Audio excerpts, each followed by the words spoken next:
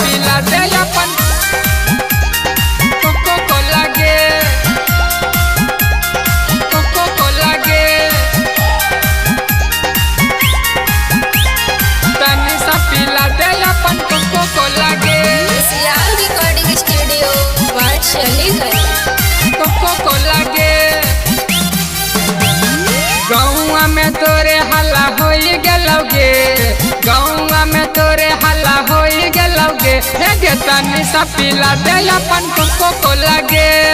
तनी सा पिला दे छौड़ी कोको कोला गे चढ़ल हो जवानी तोरे पूरा सो लागे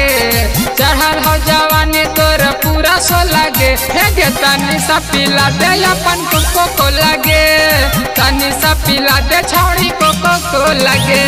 तनी सा पिला दे अपन तनी सा पिला दे अपन कोको कोला गे कोको कोला गे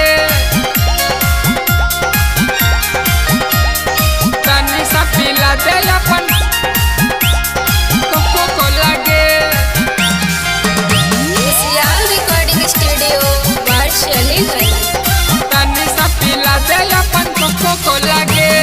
चढ़ली जवानी तोरे लागो हो ब्रिज गे तनी सची खाई देना अपना तू चीज गे तनी सची खाई देना अपना तू चीज गे चढ़ली जवानी तोरे लागो हो ब्रिज गे तनी सची खाई देना अपना तू चीज गे लेबे खातिर आइल हक पूरा टोला गे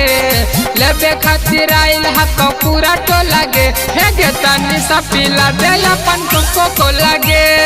तनी सा पिला दे छौड़ी कोको कोला गे तनी सा पिला दे अपन तनी सा पिला दे अपन कोको कोला गे कोको कोला गे तनी सा पिला दे अपन कोको कोला गे सियाल रिकॉर्डिंग स्टूडियो वाटशलीगंज तनी सा पिला दे अपन कोको कोला गे पिए खातिर बछौड़ी हम तोरा पास गे मनमा के करी है नया अपन उदास गे मनमा के करी है नया अपन उदास गे पिए खातिर बछौड़ी हम तोरा पास गे मनमा के करी है नया अपन उदास गे रोहित शर्मा पीतो छौड़ी खुल्लम खुल्ला गे रोहित शर्मा पीतो छौड़ी खुल्लम खुल्ला गे